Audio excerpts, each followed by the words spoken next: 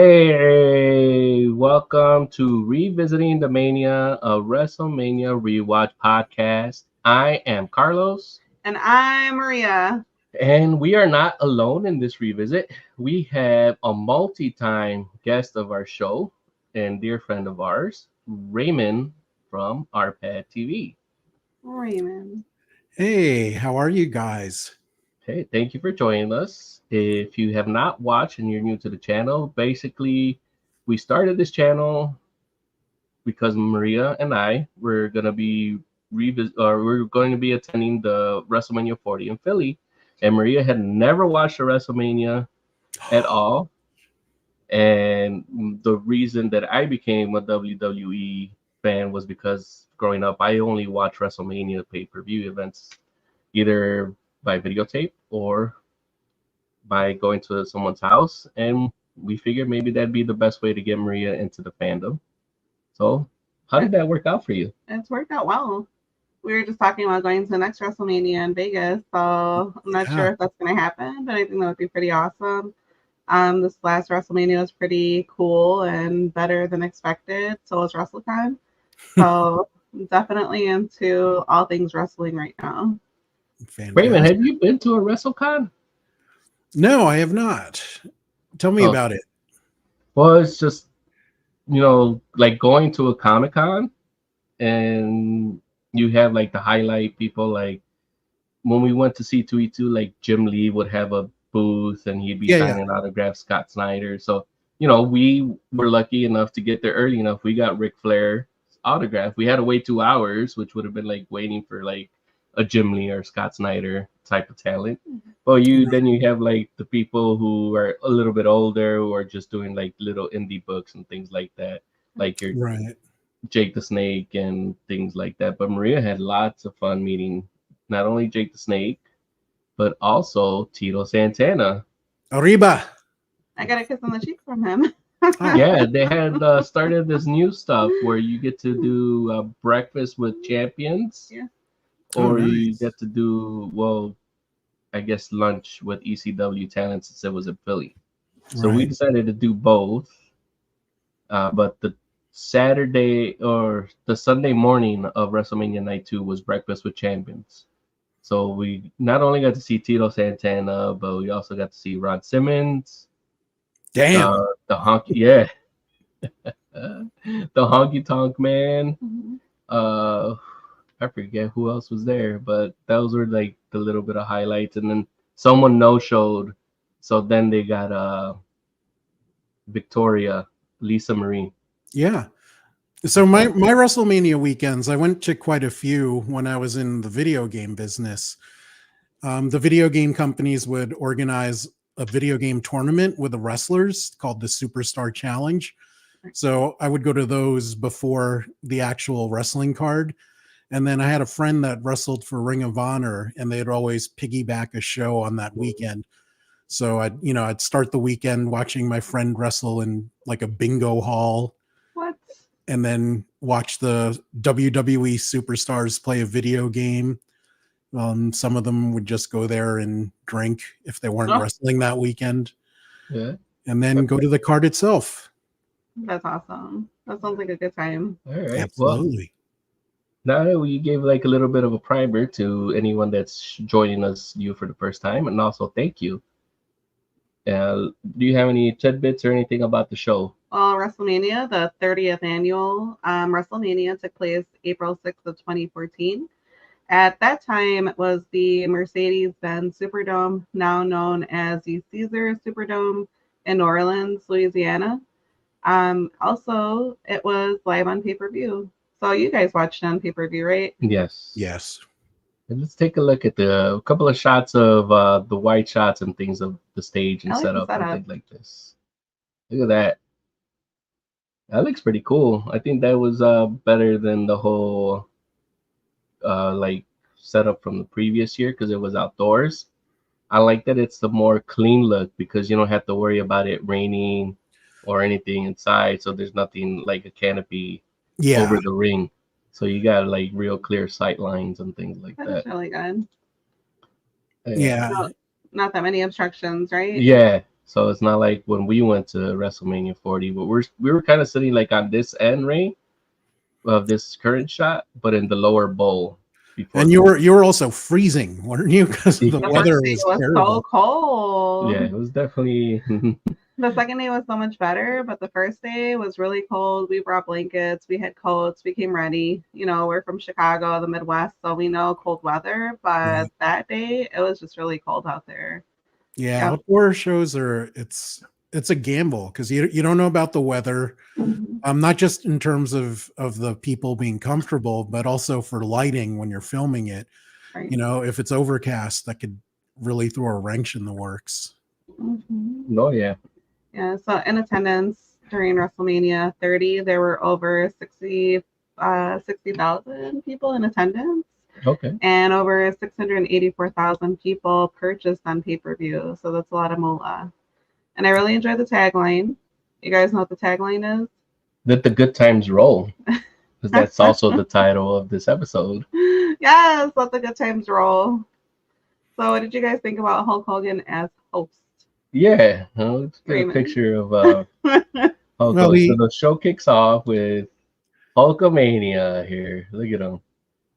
And then wearing his Hulk. Then he botches a line. Didn't he call it the Silver Dome? He called it the Silver Dome like 3 times. So it's not the first time he got something wrong, right? Yeah.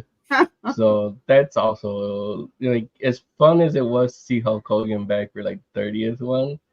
And I think it was about this time. It's like you can't get the name of the stadium right. Not only the first time. He's like, we're at the Silver Dome. We're at the Silver Dome. And then the announcers are trying to save him. He's like, he must be having flashbacks to body slamming Andre the Giant.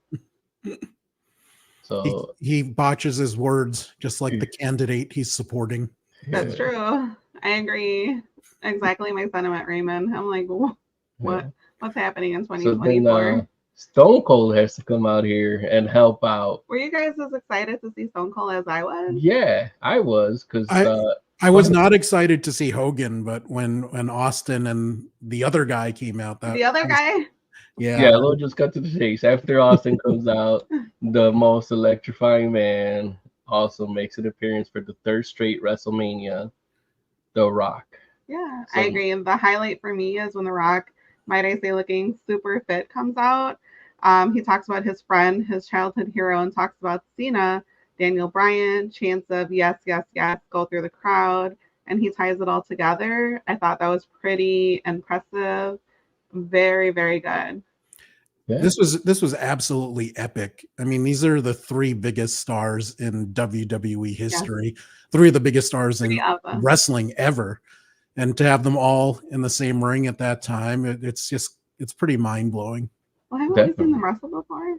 We did see The Rock and Hulk Hogan wrestle before, but our comment from our YouTube channel, thank you for joining us live, Wayne, and friend also of this podcast, he mentions we never got an Austin versus Hogan. That's true. At 18. I'm kind of glad Austin and Hogan never happened, because after how Hogan handled his program with HBK, he just would have messed it up and be like, yeah, I'm not good with this, brother, and pulled one of those. Vince, I need one more run, brother. So I see you all smell what The Rock was cooking like I was, because I was excited to see him. And I just have to say thank you to the year of 2014. His shirt, The Rock, sorry, I have to go on, says, just bring it, and he brought it. So they should bring that shirt back into the shop. I would want to buy that shirt again. That's a good shirt. Yeah. I was so happy to see him. He did such a great job and tied it all together, because that Hogan intro was a little painful to hear it when it started. Yeah, we have a question from Wayne. Raymond, maybe you can help out. And Maria, now that you're getting a little bit of your smart mark knowledge, what if Austin didn't retire? We could have seen, would you have want to see Hulk and Austin at WrestleMania 19? Okay, so I think I would have wanted to see a trio. So like Hogan, Austin, and someone else. But who that someone else is, I'd have to think about it. What about you guys? What is it, a triple threat? Yeah, triple threat match. I wouldn't think that you would need someone to carry, because Austin was already, so you would need the triple threat. That's a good call by you, Maria. Smart market Absolutely. training, because you would need someone to carry not only Hogan but also Austin, because his injuries are mounting up to around WrestleMania 18 and 19. So if not, and one with Triple H, if we're thinking back in 19, I would have to say maybe like a Kurt Angle or Eddie. I was thinking of Angle or Yeah. or HBK. You need someone who can sell I for think both HBK. of them. Yeah. So that would have been interesting to get that. It's a good question, Wayne. But to get to the original question, I would not have wanted to have seen it because at that point I was so tired of Hogan that Oh, I didn't want to see him in the ring ever again. I love that SummerSlam match he had with Shawn where Shawn just oversold everything and goofed on him. I thought that was hilarious. Yeah. I think that was the SummerSlam right after the Rock Hogan at 18. So for those who are interested in looking and revisiting back down events of the past that shaped the wrestling future. So the announcers, I have a question for you guys. The announcers say that Hulk Hogan, Stone Cold are the two most celebrated superstars before The Rock shows up. Would you guys agree? Like in the WWE history? I'll let Raymond talk. What do you think, Raymond? Yeah, I agree with that. I mean, Austin sold more merch than anyone. I still think he has the record. I'm not positive about that, but at that time, he had the most sales by far. Yeah, I agree with like as far as being the most celebrated, like as being like as Raymond says, what I'm thinking when they say celebrated, I would convey like people who like wear their shirts, say their catchphrases, who are being presented more in the pop culture outside of a wrestling ring. Right. So, what about you? Man? I mean, well, that's a good question. Me looking backwards, are they the two? What is it? Celebrated. Two most celebrated. I right away think of HBK. I don't know if that's just like my bias because I'm a big fan of his wrestling. So I would consider him one of like the biggest celebrated wrestlers. Okay. But again, that just might be my bias. All right. That's your opinion. Everyone's welcome to. And with that, let's start breaking down this. Oh, you know what? I forgot. I didn't get a chance to put it on here, but doing the research for WrestleMania 30, I found when Phil was burning all the bridges, CM Punk, Yeah.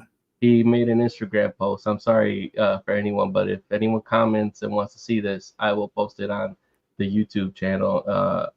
But CM Punk put an Instagram story out there of what the supposed card would have been, and this was dated as of the screenshot of the list is dated as of January 20th of 2014, and he posted this later after he was ready to burn all his bridges. So it would have had an event match of Roman Reigns versus Dean Ambrose for the United States Championship. Big Show versus Kane, just for nothing, just to have Big Show versus Kane. Daniel Bryan versus Sheamus. John Cena versus Bray Wyatt, which is a match on the card that ended up staying. Undertaker versus Brock Lesnar, another match that ended up staying. CM Punk was supposed to face Triple H just for like they were gonna decide what it was gonna be later, and the main event was gonna be Randy Orton versus Batista. Legend killer. Yeah, for the WWE Heavyweight Championship. And the only thing I could gather from here was they obviously ended up holding off on the Shield breakup because the Shield ended up having a three-man tag, the Shield versus the New Age Outlaws, and the Authority, Kane, Unmasked Kane, whatever he wanted to be known as at that time. And Triple H ended up facing Daniel Bryan because Daniel Bryan fever was hot Oh yeah. And that man received a push for 8 months People love Daniel Bryan. to You're a big build up fan a of Daniel wrestle. Bryan. Oh yeah, I still Yeah. am a big fan of Daniel Bryan. So is Raymond Yes, of he the is actually. American Dragon. I used to watch him before WrestleMania when he was wrestling in armories and bingo halls. What? So I was happy to see him get this far. Wow. Mhm. And I wouldn't say he was given a push. I think he earned this one because they totally tried to bury him for the last 2 years, starting with 2 WrestleManias ago, where he lost to Sheamus in 18 seconds, and Mhm. they just tried to, Yeah. No, yeah, I agree. And then they had him tag team the previous WrestleMania with Kane.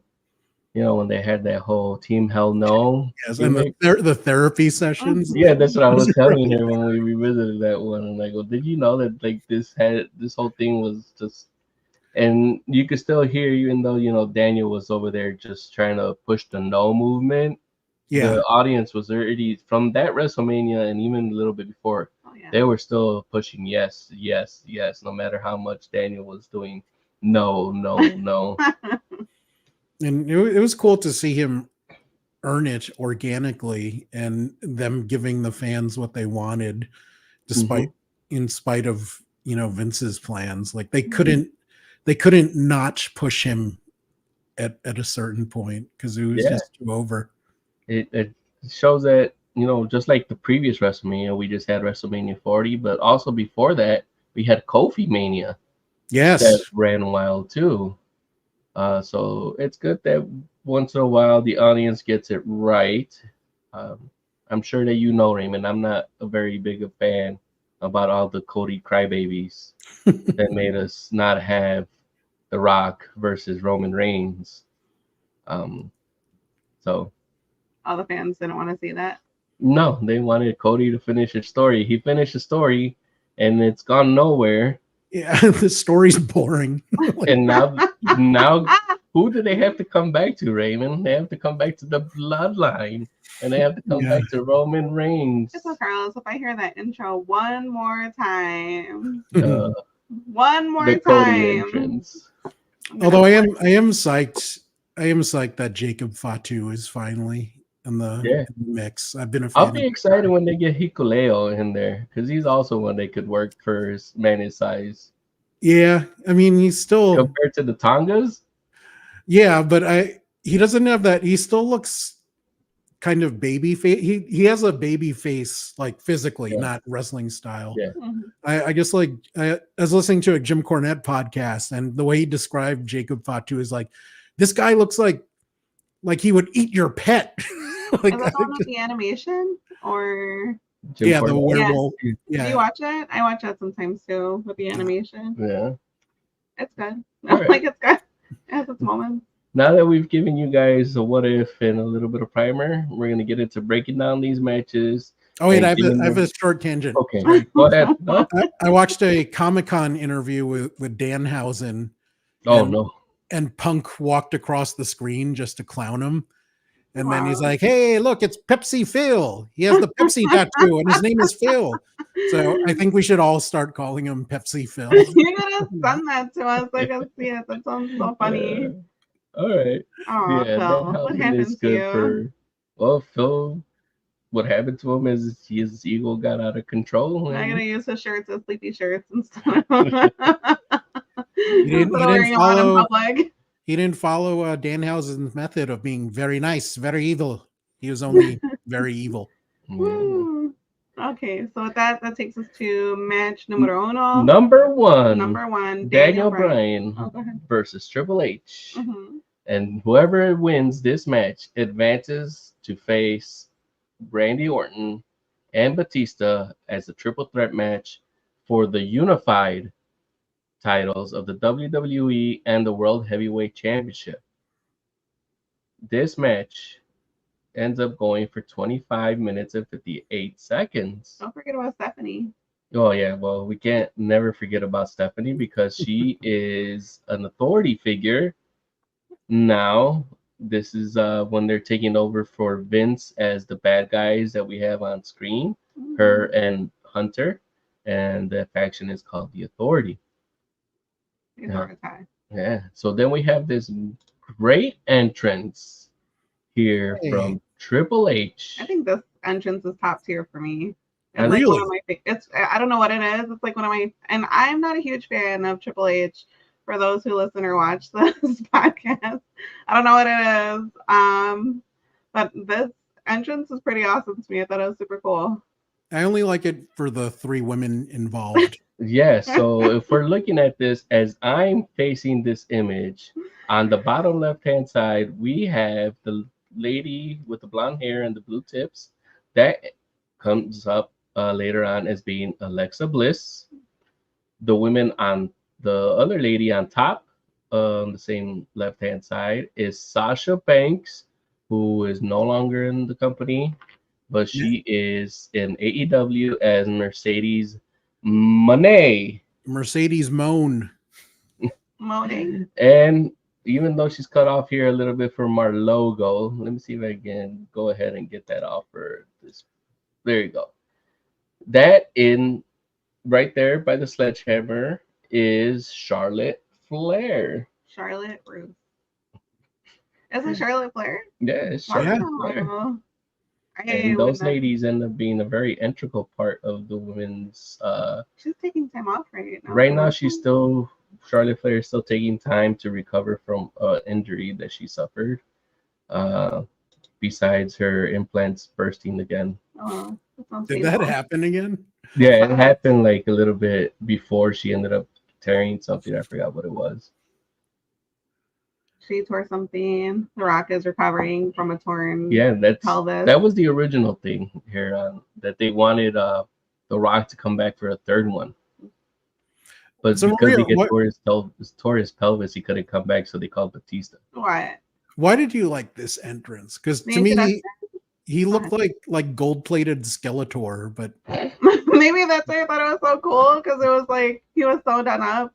I want to say this is the best costume or wrestling garb that I've seen him in. Like, remember his old-timey wrestling days when he came? What was his original name? He was the Blue Bud of Connecticut. Yeah, but what's his name? The original name? It was just Hunter Hearst Helmsley. There we go. Hunter Hearst Helmsley, from looking like he came from a romance novel. So I feel like we've upgraded. He looks super cool. I think his costume looks awesome. First time I've seen him pop out with the ladies, like when that wasn't Stephanie. Yes, that wasn't Stephanie or China. Sorry, RAP China. Was this the first WrestleMania with the buzz cut? Did he have long hair the year before? I think so. Yeah, I think his hair was long the year before, so he came in with new hair. Because he's kind of like semi-retiring. He's doing the Undertaker, where he's just like doing like the Big Four. He's trying to wind it down, and once he thinks he's out, they're like, Hunter, we need you to come in and save something. He's like, okay, you audience, if you think that this introduction to Triple H was as cool as I thought it was, add a comment. Let us know. Or if you thought that this introduction of the yes movement was the best introduction of the night, you can drop a comment below. Look at that beard. It's so majestic. It could win a championship on its own. Yeah. That shirt sucked, though.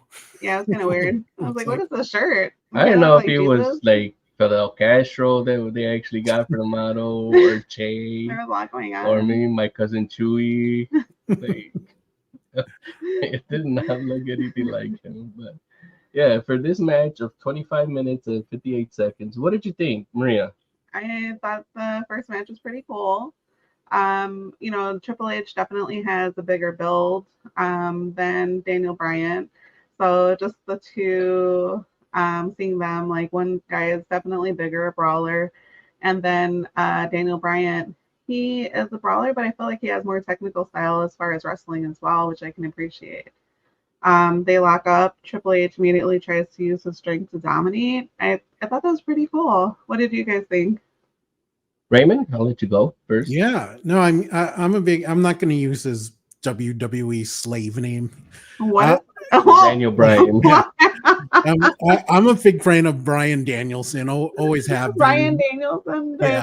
I have to I write it mean, down you so I don't don't have forget. to. Like right here, you could just do Daniel He is known Bryan. as his Yeah. AKA, his other name. Yeah, Um, they Vince didn't like the way Bryan Danielson sounded, so he's like, let's just go with Bryan well, Danielson. no, the trademark Oh purpose yeah, too. So yeah. Oh, yeah.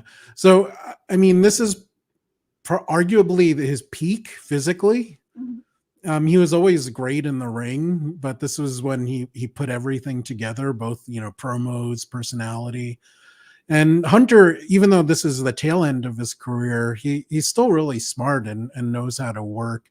Maybe he couldn't do some of the stuff he did 5 years ago, but his style was never high flying or anything like Never. that. So he can still work the style pretty well. Almost kind of how Randy always worked a slow, methodical style, and that helped him extend his career up till now. Right. Yeah. So it made sense. But as a fan, I was so sick of Hunter at this point that I Ooh. didn't want to see him. I think he's awesome as a wrestler, even better as a creative. I love what he's doing with the company now. Oh yeah, But done a lot better. I always lumped him into the situation of holding Bryan Danielson down because he is part of the family. So I'm like, oh God, this guy again. And but I knew it was also inevitable at this point that Bryan was going to win this one. So there was kind of a giveaway there. Like you don't open the show and not have him win. If the crowd would have revolted. Imagine if he jobbed, like the crowd would have been so pissed. Yeah. But I see your point. Yeah. But it's a good technical match. Nothing too crazy. And I like the post-match injury angle, to make him sympathetic for the main event. So that was smart. Yeah, so I don't think Stephanie really did anything for me in this match. No, Stephanie's just out there to be like an intimidator, to add more of that ring psychology to the underdog story that they're telling. What's with the outfit? Audience. I don't know. She's Zatanna. Maybe. She's a more tamed down Santana. Yeah, like, because she's not wearing. She's yelling out random curse words. Yeah, and, like, so she's supposed to be like the main, like, even though like they're both known as the authority, her and Hunter, we all know that the main authority is through Vince's baby girl, Stephanie. So Stephanie's still on my dream girl list if she gets divorced. What? No, I don't think she's gonna get divorced anytime soon, Raymond. No, that's been going hot and heavy for years. I don't know if it's hot and heavy, but I'm under the assumption that it's hot and heavy. I think it's their net worth is too high. I think we're gonna talk about their necks. I'm like, yes, they have very strong necks. Yeah. So this attack happens right after Daniel Bryan wins. He ends up getting like a little bit of daylight, and he hits him with the Psycho knee. Do they call it that? No, they don't call it the Psycho knee, but since you wanted to refer to him as his government name, Bryan Danielson, we'll continue that and we'll just call it he hit him with the Psycho knee. Is that okay with you, Raymond? Yeah. Right, look at little Nate. God, that guy's been like refereeing for like 50 years. He's still refereeing too. Wow. Like, wow. Yeah, this is the referee. Yeah. Is he a good referee? Well, he's still working, so he's got to be good. Yeah. So. Or he has dirt on. Yeah, he's got dirt on somebody. So after Bryan wins, after hitting that Psycho knee, after being like worked out by Hunter and things like that, like Hunter, once Daniel starts off hot, Hunter starts wearing down. He puts him in this. We can't call it a crossface anymore, right? Because we're going away from. He's trying to put Daniels into better. So they call it the yes lock, but when it's not there, is it LaBelle or Lavelle? LaBelle, Jean LaBelle. Yeah. It was a big judo legend. This is the technical name of this hold, the LaBelle, LaBelle lock.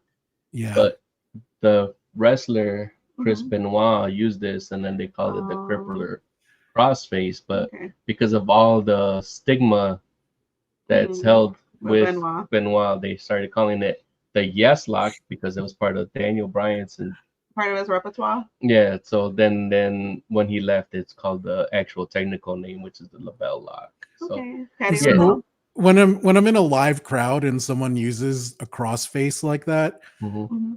Mhm. my friend Jose and I, one of us will always shout "Shades of Chris Benoit" just to see Oh, people Oh react. wow. Oh Ray. stoking the fires. So this is the attack still that Raymond was talking about. But after all of this, Maria, What? would you recommend that anyone that's new to watching WrestleMania 30, or is an old fan that OG? for some reason has not watched this match or this event, would you recommend for them to go back and watch it? I would. I think it was a pretty solid match for the beginning of this WrestleMania 30. Um, watch it. It was good. You see Triple H, his introduction, his cool garb, random Stephanie out and about on the ring, and then you get to see some good technical wrestling from Daniel Bryan. Brian Daniels? Brian Danielson. There we go. I'm turning into my mom, but It's okay. It's confusing. I told you that last show that he's known as Daniel Bryan here, and his name is Brian Danielson anywhere else but the WWE. It is very confusing. It's also his name on his driver's license, also. So. Yeah, I mean, I think it's pretty cool. We see his story continue. The fans couldn't be happier. We saw that in the beginning when he first popped out, and he secures his victory. I think it's pretty cool. Watch it. Raymond, Absolutely. I mean, it was a good match. I'm glad, and they wrestled at the right level. You don't want to, blow it out in the first match and then have everything dip. So they had the right amount of excitement. They told a story that leads to the main event with the injury angle, and yeah, Brian Danielson's just awesome. I will always watch him wrestle for as long as he wrestles, which isn't much longer, sadly. well, he's gonna go part I think time, he's gonna so retire. he's gonna retire from the road. So maybe he'll just do maybe 4, 5, maybe pay-per-views a year, and like once in a while show up at a TV event for AEW. But I think he's committed to making AEW work. Yeah, I really hope his contract's up, right? In next Yeah, month. but I think he said he wants to, Mm, because I don't know if Hunter's gonna bring him back, because they wouldn't want to. They didn't. Their doctors never wanted to clear him, even though like his personal doctor, like, yeah, he's fine, he can wrestle. They're right. like, oh, I don't know if we want him in the ring. So, Mm. and as for me, yes, clean sweep it. I definitely recommend, if you have not watched this match for any reason, please do yourself a favor and go out and watch the first opener match of WrestleMania 30. Daniel Bryan and Brian Danielson, the American Dragon, versus Triple H, just because of the way they did the match psychology of this match, Yeah. leaving you rooting for Daniel Bryan, leaving you wanting to shove it up to the authorities' ass in shades of Stone Cold Steve Austin or any of the other anti-heroes that we had that Vince had brought up over the years. And with that, we move on to the second match, The Shield versus the New Age Outlaws and Kane. And this match goes for 2 minutes and 56 seconds. Maria, any thoughts on this match? Anything that sticks out? Anything that you loved about this match? I mean, the Shield already starts in the ring when we get started. They definitely, if you don't know them and you haven't seen them, they look like a trio of action heroes. Let's get Ready some to dish out some pictures justice. here for people. Like, There we you go. That's a good visual. So on the other side, you see Kane, the New Age Outlaws, Billy Gunn, and Road Dogg. They seem like they're a little overconfident for guys who look like they belong in a wrestling museum. Oh, What do yeah. you think? Yeah, like it's definitely past their time. I was shocked when the New Age Outlaws came back again. I'm still shocked that Billy Gunn is still out there and performing in wrestling He's rings. still wrestling today, right? Yeah. Yeah. But So- he's doing it to hang out with his kids, though, which is cool. Aw. Yeah. Yeah. So, yeah, and then the Road Dogg, Brian James, is booking NXT with his friend and Hunter's friend, HBK. So, and those guys made out pretty good still so far, and still Those guys made out. You have pictures? no. Well, what did you think about Kane in this match? I thought, if Anthony's watching, once again, Anthony, I really respect you and your knowledge that you have about wrestling. But Kane is not for me. He's never been for me. And this is like, if Kane was anything worth of anything, this is not the time. This is like the downhill spiral. Undertaker's brother? Yeah. What about you, Raymond? This is a good bathroom break match. I mean, as good as the first match was, this was really brought the crowd down. I mean, people love Road Dogg's entrance. And then they cut it off. They didn't even let you do anything. All you heard is you didn't even hear him say, it's me, it's the D-O-double-T. Yeah. No, we didn't hear that at all. Or anything like that. So that and gets cut off by the Shield entrance, and then eventually we randomly get the Kane entrance right after the Shield entrance. Something was off with that whole timing of the entrances. Maybe the first match ran long. We did get a good clothesline by Roman Reigns. Yeah, this spear, I think, is what you're talking about, where he takes out both of them Outlaws. Yeah. And that one was pretty cool spot here. The spots only all belong to the Shield. They're the young, hip, cool people that are on the roster. We got this outside rope flip from Seth Rollins out to Kane. If people did not know, that's Kane unmasked with his hair growing out.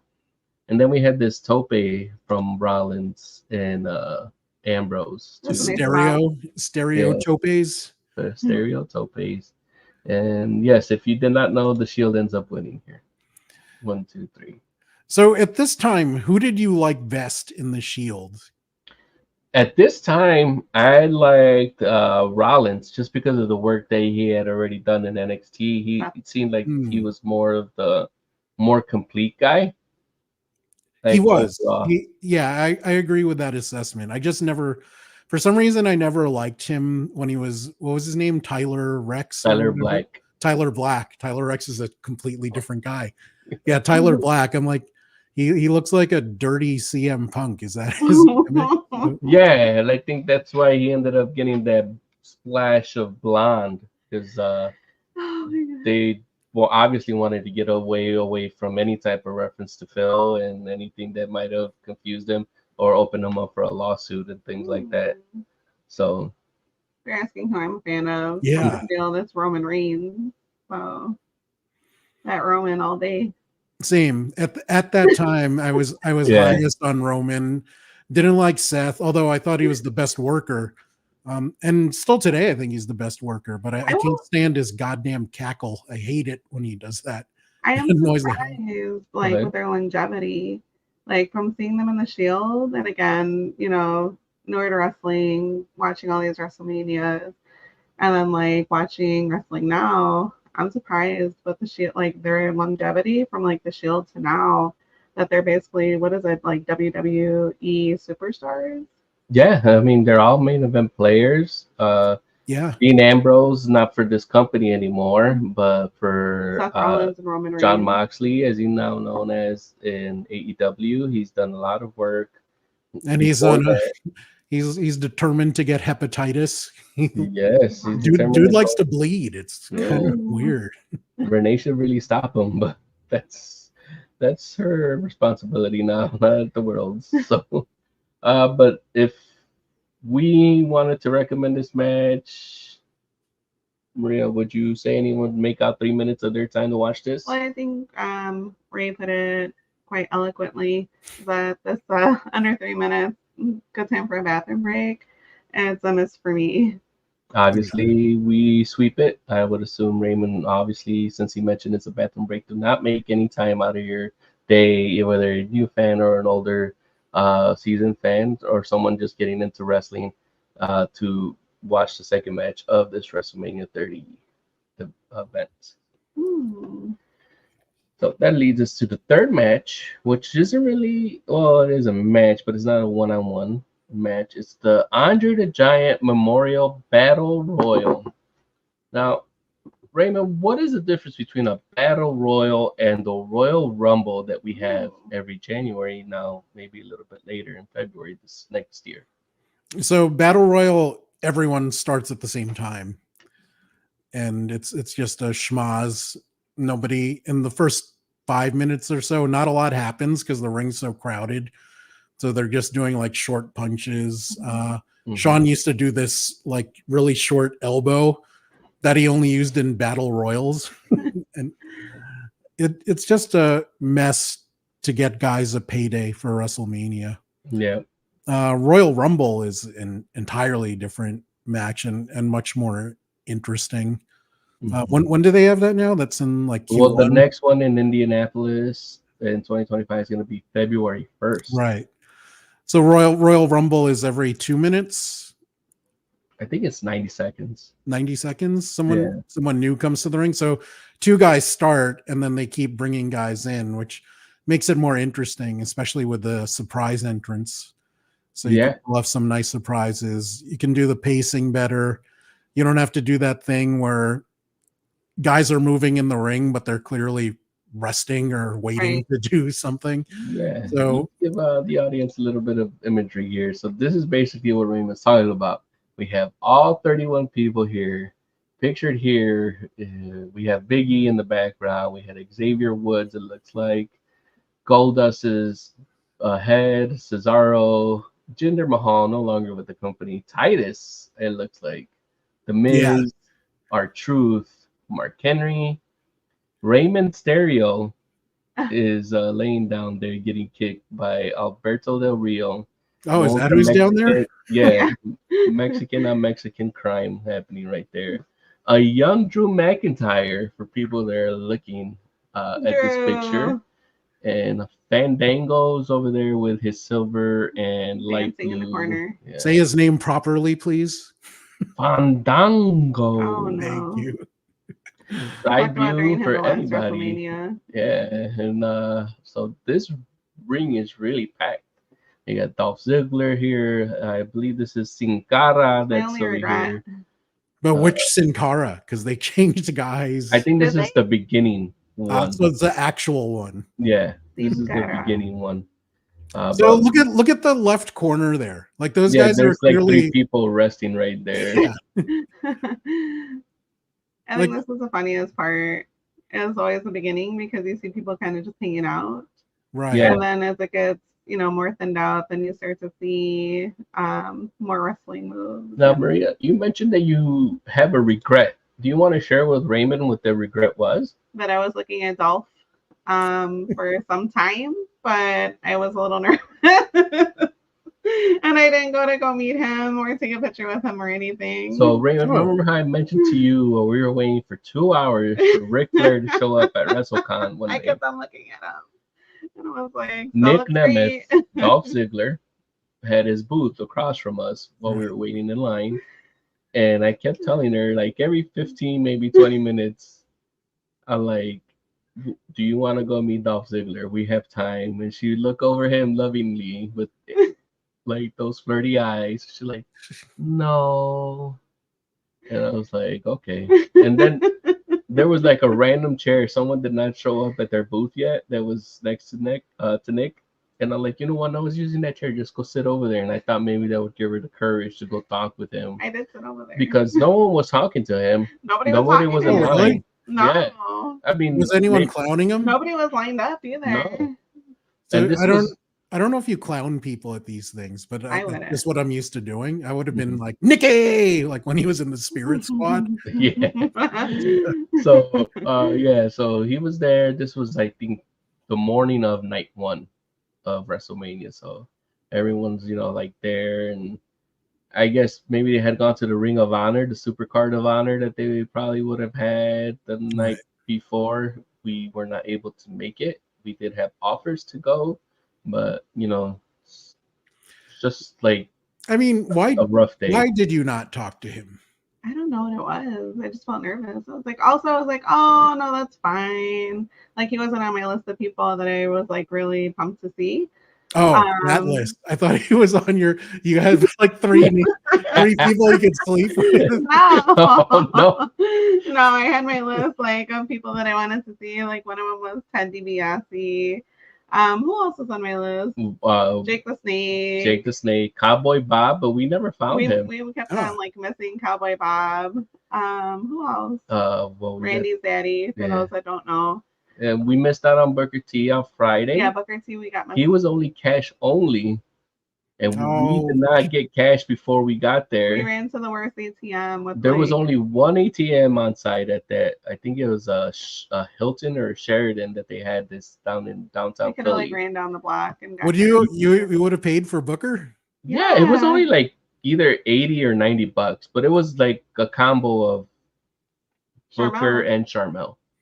I would have paid just to be like, dude, stop doing commentary like that. Oh, really? That's why he left, because he had to start getting prepped and ready for commentary. Something at NXT. They said, and they supposedly said he was going to come back, and he never came back. He never came back.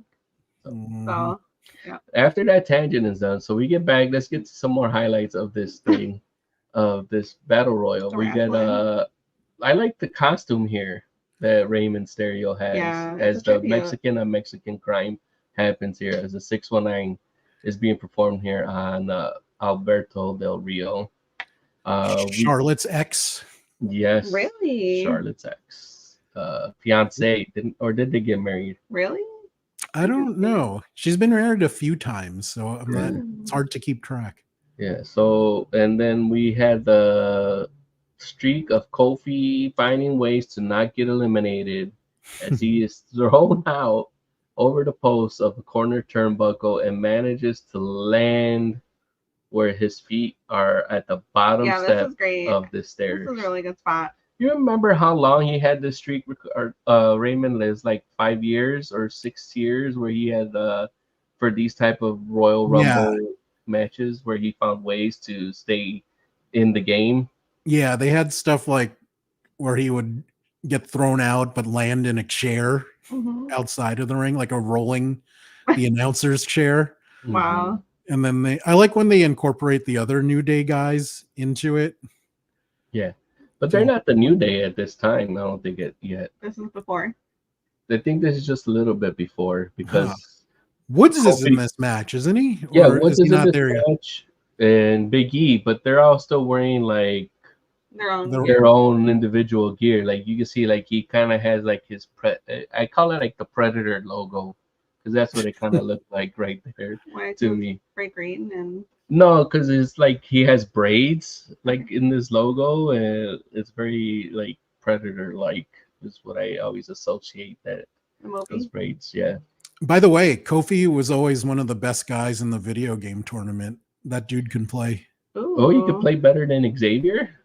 Well, no. I mean, Woods wasn't invited to these things when I was going, or he wasn't up there yet. But for a while, Kofi was the top gamer. Kane actually plays games a lot too. Ray sucks, so that's funny.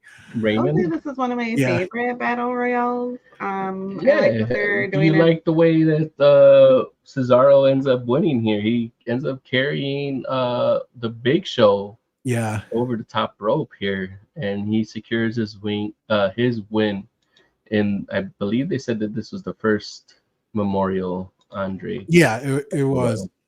I mean, it's hard. I like it as a match. It's okay. I don't like battle royals in general. I am a big fan of Claudio. I'm not using his WWE slave name either. Cesaro. Claudio Castagnoli. I've been a fan. That's another guy I was watching wrestle in bingo halls. I loved him in Ring of Honor. He had this gimmick where he would say "Hey" a lot. I don't know if you watched his ROH stuff, but because of his accent, they limited his English. So you would go up to people like, "Hey," and the fans would do it too. You know how they do? Yeah, like when there's punches. You know how they do the boo and yay? For him, they would do "Hey" when he do that. Yeah, but he's a fantastic worker, and it's hard for me to watch this match without thinking how WWE should have done way more with him. because he's in the ring. He's fantastic.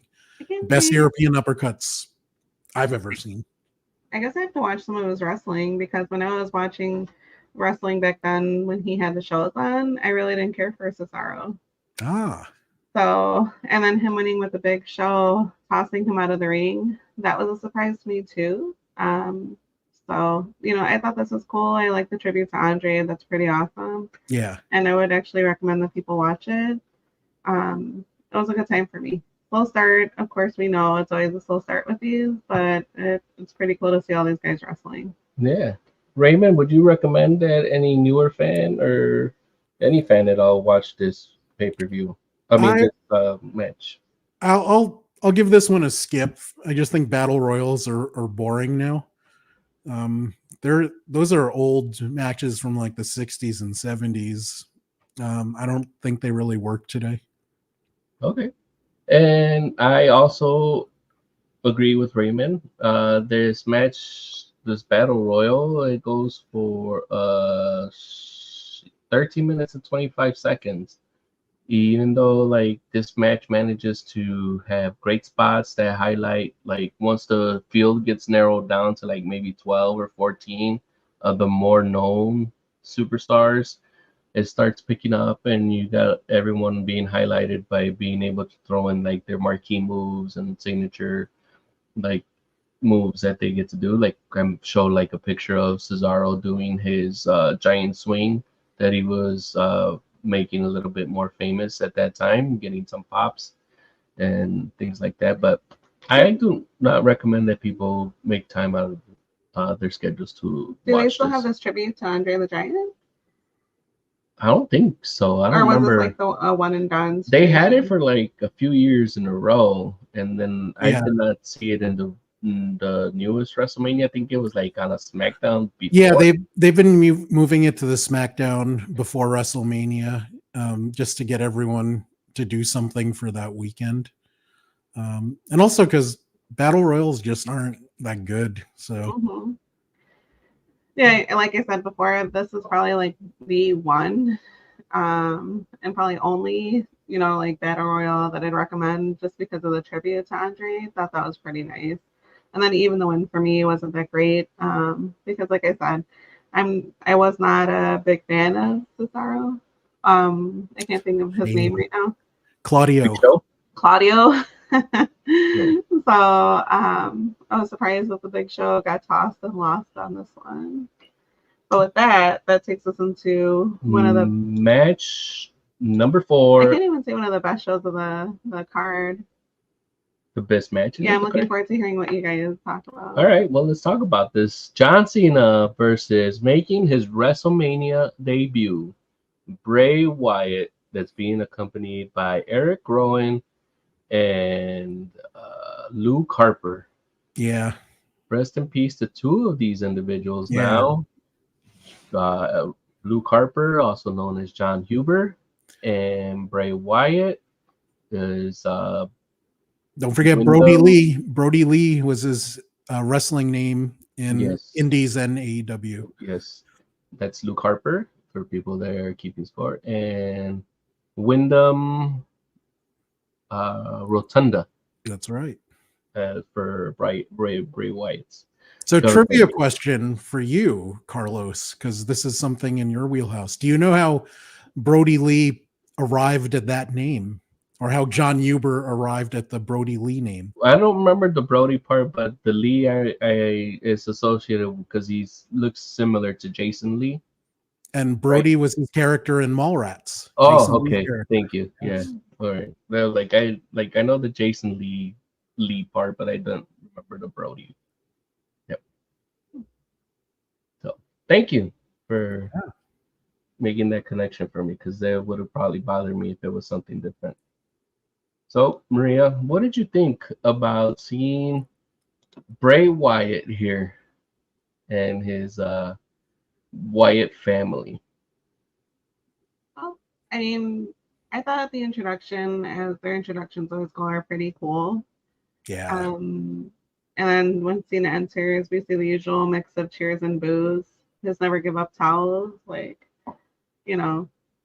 Yeah, the Cena machine never stops with the merch. I always find a different like color to make pop, fluorescent, whatever color you want to make it bright and attention That's grabbing. why The Rock called them Fruity Pebbles. Yeah. Yeah. And then we get a spider walk early on. Yeah, we do get that match. So like John Cena starts off hot in this match with Bray Wyatt, and then he's getting in a groove and he's doing his diving shoulder tackles, which usually ends up leading to his five knuckle shuffle.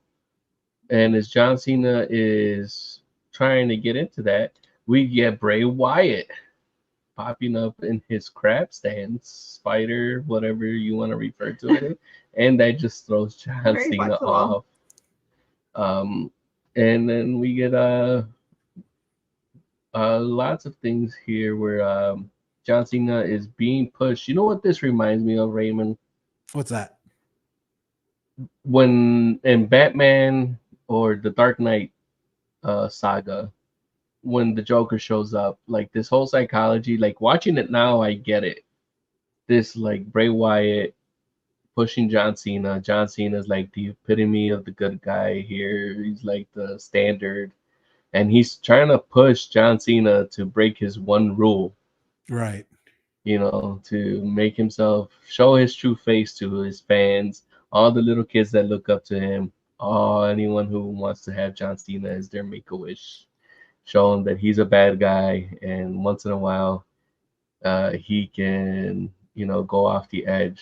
And he never does. Anytime he gets tempted to, like in this example, use the steel steps, or if there's interference being done here by Luke Harper, he manages to like fight off temptation. Even here, where Bray Wyatt is welcoming John Cena as he holds the steel chair to use it on him, he sees Eric Rowan get up on the ropes on the mat, and he uses it on Eric Rowan instead before he delivers the AA and gets the 1-2-3 pin in the win. Right. For the match that ended up going for 22 minutes and 25 seconds. Ray, would you recommend this match? Oh, absolutely. I mean, this was a hard one to rewatch just because two of these guys are dead. And I was a big Brody Lee fan. Big Bray Wyatt fan of Bray Wyatt, not The Fiend. I like the Bray Wyatt character a lot. And the psychology of this match was what made Bray Wyatt unique. I loved his style. And as Carlos was saying, him trying to push Cena's buttons and get him to cross the line. From a psychology standpoint, I thought this was the most interesting match of the night. Okay. What about you, Maria? Do you recommend people, newer fans, or anyone that's looking for something? Or... If you're a newer fan, I definitely recommend that you watch this, or if you haven't watched it before, I think it's a solid match. We have a lot of good moves from both sides, and it's worth a rewatch for me or revisit. All right. And as for me, I feel like this match went a little bit too long. I feel like what was the time on it? 22 minutes. 22. What? Like if it went maybe like 18, maybe like 15 to 18, I think that probably would have been like a better window. Like I don't see like anything that was added on there. There's a lot of rest breaks that you have, whether it's in like inside of the ring or outside of the ring, because of the interference from whether it's Eric Rowan or Luke Harper. As much as I would like for like, because of what happened, like this is his first WrestleMania match, and I would love to be able to recommend someone would make time to go out and watch a Bray Wyatt match, but this is just not it for me, just because of, as far as like the ring psychology of the match, it's a great match because of what we mentioned. It's something similar. Like if you have no understanding of how to make a heel, or like someone that's a little bit more of a psychological, like if you're trying to push somebody as a mastermind and head games and things like that, this is one way to book it, and this is how you would do that with a heel and a face. and it's a great example of that. But as far as like the execution, as far as telling the story through wrestling moves and things like that, I feel like it kind of falters a little bit, and that's why. That's fair. Yeah. Okay. Yeah, with that, we get to the Hall of Fame class of Which I love. 2014. It's a good class. It's one Really of my good class. favorite classes. Yeah, it's one of the It all few makes sense. ones now that Maria has only not been able to recognize one person, I think, out of the previous Hall of Fame classes. But making the Hall of Fame class is Jake the Snake Roberts. And Maria is a very big fan of Jake the Snake Roberts. Ray, did he tell you that I actually cried? Yeah. I was so shocked. I'm like, well, what are these emotions coming out of me when we got to meet him at that WrestleCon? I'm gonna make fun of you about that for the rest of my I life. didn't know that was like an emotion that would be triggered when I met him, but it was just, watching him like wrestle and seeing him throughout the years. Oh man, I was like, he was such a talent in his heyday. I was so excited to meet him. And great story of, because he was in a really bad place before DDP helped him out. So it was nice, really nice to see him recover. Yeah. And that he was inducted by Diamond Dallas Page. Yes. So that was also a good thing that we got to see. And then Mr. T. half of the winning team of the WrestleMania card, Mr. T from the A team, from Rocky 3, Glover Lang, here in the flesh, finally makes the WWE Hall of Fame. I was not a fan of Mr. T. How did he get there? Did he take an airplane? I hope not. I ain't getting no plane. He's riding the signature van that they used to drive. Yeah, they managed to rent the van from somebody at that point. And then we have, because Mr. Mooney had passed away the previous year. Rest in peace, sir. Yes, Paul Bearer's children, his sons, ended up being the ones that get the privilege of inducting him into the WWE Hall of Fame. Right. So this is the one that I was happiest about. I don't know if this surprises either of you, because I was watching this guy forever. Like he was in WCCW, World Class in Texas, right? And he would work with Rick Rude, was one of his guys. First time I saw Rick Rude was down there. A guy named Texas Red, or Mark Calloway, who is now the Undertaker. Yeah. So it was cool watching him. He initially they tried to make him like their Bobby Heenan. He had like bleach blonde hair and the suits. He wasn't as big as he was when he size wise in terms of his stomach as he was when he was Paul Bearer. But yeah, I've been watching this guy forever, and a lot of people only know him as Paul Bearer, but he had a pretty significant career as Percival Pringle III. Percival Pringle. Wow. Yes. the third. Don't forget the third. Yeah. He earned that. Two before him. Yeah, he earned the third. You better give him the 3. It's not a doctorate. Oh, it's not? Okay. I'm a super big fan of him, so I was really happy to see him inducted in the Hall of Fame. Like I said, all the choices made sense during this induction. Except for this one, probably because you were not aware of who Carlos Colon. I was not familiar, but you said that he is like a very famous Puerto Rican wrestler. So, yes, he is the father of Carlito. Also the father to Carlito, yeah. Is it Epico? Epico, yeah. Yeah, Epico is also his son, and then Primo is obviously his nephew. So his nephew. Okay.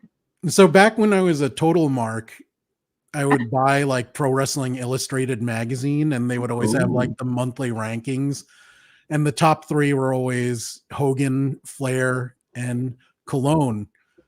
And his title, and I forgot what the name of the federation in Puerto Rico was, but he was the Universal Champion. So I'm like, well, this guy's better because he's champion of the universe. Wow.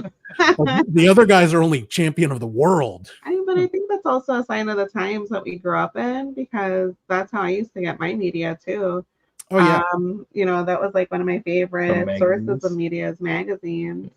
And then, you start working, or when I started working and I was able to pick up what I wanted, I used to pick up like anywhere from DJ magazines to hip hop magazines to graffiti, besides my fashion magazines, because, that's where you're getting all your information from. Mm-hmm. No, I used to write for magazines, and they used to pay the most. Was it Word Up magazine? No, out of what you might have read, I did a lot of work for FHM. For FHM. So, PC Magazine paid the most. That was awesome. Days. Now we're getting to the final two here. We have Lita also making the WWE Hall of Fame. Ray, you're a fan of Lita. Yes, although I was more of a Trish guy, but I loved Lita's work.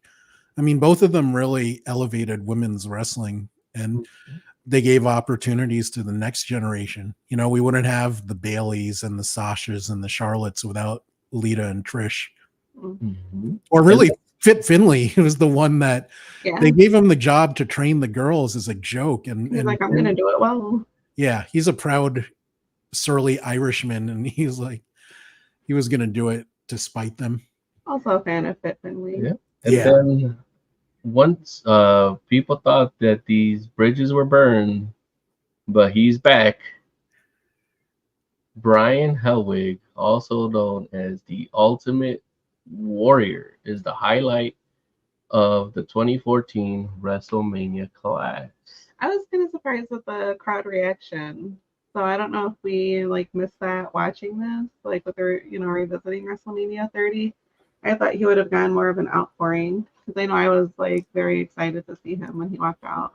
Mm-hmm. Yeah, I did notice that the pop wasn't as loud, but I'm not sure how many people or in the audience might have known all of the backstage dealings or rumors or anything that's been associated with the Ultimate Warrior. You think it's a smarter crowd at WrestleMania, so that's why he didn't get the pop? That was the only thing that I can think of, unless they were all at the bathroom or buying merch or getting sex for the last three matches that we have left on this card.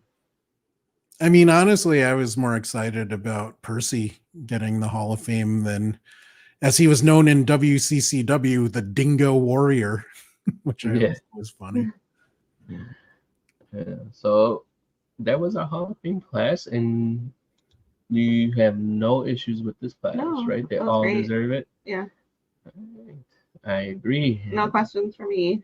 Because now you know everybody. Where it's not sometimes I'm like, you didn't know Carlos Colon, but And then we have Brock making his WWE return after his little hiatus, trying out for the NFL and failing at that, and then going to UFC.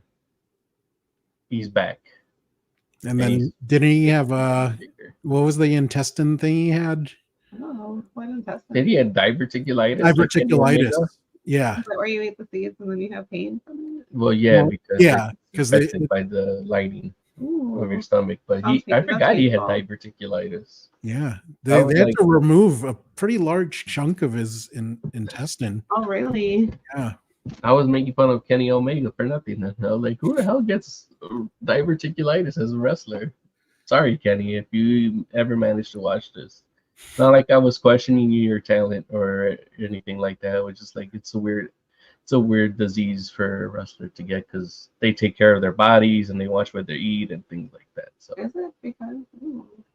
So yeah, Undertaker. We've got another comment here. The Ultimate Warrior came back to WWE, got into the Hall of Fame on a Saturday. Yeah. Yes, that's what I forgot. Thank you, Wayne. Can you show the screen again, Carlos? Yes. I'm going to get back to it. It's like so he's dying right now. In this moment. Thank you, Raymond. Yeah. We noticed this now. I had mentioned to my wife that he dies later after the Raw that our viewer Wayne points out, I knew that he he passed comes away out. pretty close after he was Yes, but inducted. during this, when he's coming out, and when Mhm. they're announcing the Hall of Fame, he's not only always grabbing or pointing at the crowd, but he's always touching around his heart. And it's very eerie to watch now Mhm. because like he's very limited. This is like his last 48, maybe possible 30 hours that he has left Yeah. on his earth, and he's like,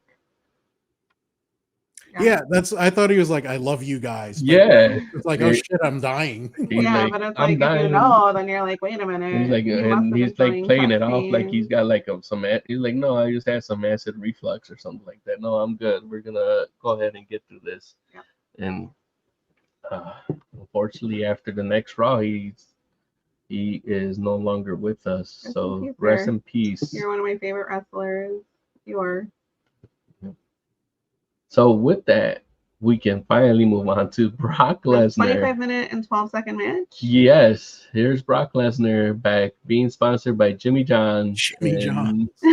His skull cap, what he's wearing here. I know. I'm like, what is this outfit? I asked him. I'm like, what is he Yeah. wearing? Why? Well, Versus, those are his like UFC trunks. yeah, That's that's what what I he was was saying. telling He's her. like, he's She was like, sponsored he's still sponsored. I by don't know how UFC. long that Jimmy John's deal was for, so he has to wear those trunks.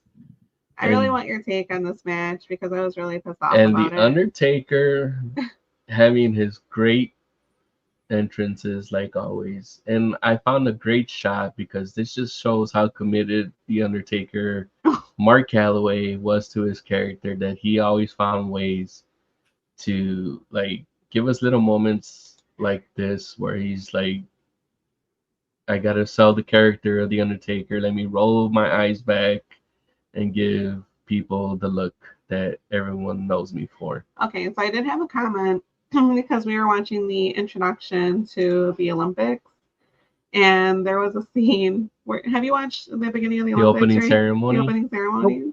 No interest. No interest. Not Okay. until like Brazil plays Colombia in beach volleyball. I will say usually we have like not that much interest or any interest in the Olympics. But I started seeing like different shots of different things. So I was like, I want to watch this introduction. And one part of the introduction was so wild. I'm like, this could be part of a WrestleMania. It was that part that I mentioned in the chat, Raymond, where they had like this one break where it's like it goes from Les Mis And a to metal band starts playing. a metal band starts playing Watch outside. It like that. It's Yeah, so watch that crazy. one. It has like Marie Antoinette, blood spurting, like white out of the water. building. Yeah, it's very Oh, awesome. it's I forgot what band it is, but the band is guitarist is really awesome. good. Yeah, it had lots of like good thrashing metal and things like that I like. And I was like, who is this band? Because they never mention it. I was like, what is this? The name This of could be the like a band. Triple H intro with all his metal bands. And it's funny because other wrestling fans had the same sentiment because I started seeing memes like, what is this, part of WrestleMania? So, same page, guys, gals. Like, this is crazy. So, we get to see this battle of behemoths. Are you a fan of Barack? Yeah, we have. Go ahead, Raymond, before I go into this. It's hard not to be a fan of both of these guys because they've done so much for the business. I don't know. I mean, the best thing about this match for me was the ending because I was not expecting it at all, like at all. And watching the crowd react to the ending was fantastic.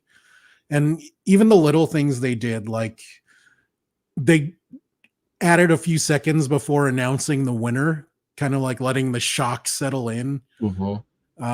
But they spent a few seconds before playing the winner's music. Yeah. So just little touches like that made it cool. They always show that one African American fan who just looks, Yeah, he's right here. Open. If people can see the picture I have up, he's right here on the bottom picture right there. But I could not find. I was actually looking for that actual picture where he's just standing there, shocked, jaw dropped. Yeah, and he's just like, "What the fuck?" Yeah, just like everyone's think they're all reaction like, there. this is- But yes, if you have not inferred or gotten any of the hints that we're dropping, the Undertaker does end up losing. The streak is over at WrestleMania 30. He is 21-1. He loses to Brock Lesnar, even though he starts off the match hot, which was kind of weird to me because Yeah. throughout any of the matches that he's had, I think since like maybe WrestleMania 19, he's always started like kind of slow. He's always been getting beat. He's always been like receiving the beatings from whoever he's facing, whether it's like Triple H, HBK, uh, Big Show, and what even when he was in that triple threat match and things like that. But this time, even with like CM Punk, getting back to like how like when CM Punk was at WrestleMania within like two last year, 29, CM Punk came out as the aggressor, and this time Undertaker came out as the aggressor. And if he couldn't come out at the previous year at CM Punk as the aggressor, hindsight being 2020, now you can see like all the breadcrumbs are there that he was gonna lose this match because Right. it's all there. Like we didn't want to believe it. Like all the clues were there. Like we had failed in solving this mystery when we were like, "Oh, Right. Undertaker's gonna win. There's no way they're gonna have him lose to Brock Lesnar." But it's all there. This is one of the rare instances where Undertaker starts off as the aggressor, and he is bringing it to Brock Lesnar.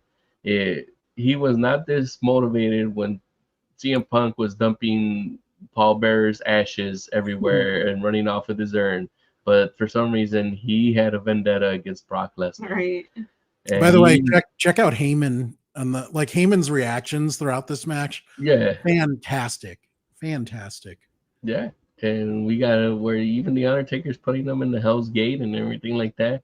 Like Brock Lesnar is taking this beating throughout this whole match and is getting little things here, but little by little into this match. And he does answer once in a while, Right. and but it's not like a consistent type of thrashing like the Undertaker's putting on him. And we do get where the Undertaker, for some reason, wants to do old school. He wants to do his rope walk. He attempts to do it for the second time, and that's when Brock Lesnar catches him slipping and puts him for the F5 for like I think the third time in this match. And the 1, 2, 3, and win goes to Brock Lesnar, who ends the streak. Do you want to go first, or you want to wait? Well, Brock Lesnar. Do I recommend that you watch this match? Yes, because it's iconic. You know, it's the end of the streak. What is it? 21-1. Mhm. I was shocked, just like the audience was when they saw it, just like you guys probably were when you watched it, Yeah. that he finally lost. The streak was over. But I was kind of upset that he lost to Brock Lesnar. I know it seems like you guys are fans of Brock. I've never been a really big fan of him. You know, the man is definitely big. Definitely looks like he powered through with so many protein shakes. And then he gets, you know, the pin in the win for this one. But I was pissed. I'm like, to Brock Lesnar. That's who he lost to. The streak is over with him. I'm like, not anybody else. We didn't choose anyone else. Right. Not any other person. Didn't he just come back to wrestling? Yeah. Yeah, come back to wrestling, and he loses the streak to him. I totally agree with all of that. But I mean, you need to watch the match. As you said, it's iconic, and for the reaction at the end. But I will always think it was the wrong decision to put Brock over like this, because the win does nothing for him. He's already an established star. He has a great talker in Heyman.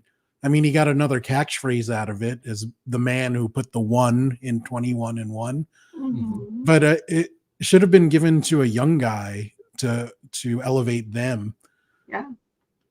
Now, Raymond, when Maria and I were watching this, she asked me the question, which I'm going to ask to you. who at this moment in time, if WrestleMania was like the point where Vince had decided and Brock was not in the company, who else do you think that he would have chosen to have break the streak? I don't think you do it at this time, though. I mean, I think they should have given it to Roman. Did I say that too? No, you you asked said it. me, and you're like, "Why Roman?" Yeah, I'm And like, I go, and here's the thing: I'm gonna go off on you. I'm not like trying to. If you have more, you can let me know. Yeah, And no, I'll go stop talking. ahead. Yeah, But as we have seen in the Shield here, it seems like Raymond had asked me who I felt was like the most ready, and Roman is not ready, and you right. could see it. Like he is not ready, and Vince tries to give him the football and have him run with it, and the audience does not like it. For They try to years. put him as the for babyface for years, and he's just not ready.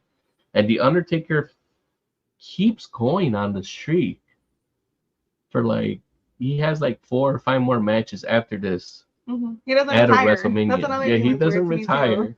So it, like you mentioned, it's really bad timing, and he does he eventually does get another loss and his WrestleMania record. But at this time, it is very definitely poor timing. And if he did lose it, it should have been to Roman Reigns. But if we had to pick someone at WrestleMania 30, who would have been your other pick? Who's still there that's young? Like, show me that screen of the Battle Royal. Let's just pick someone from there. Like, Yeah, we got this shot.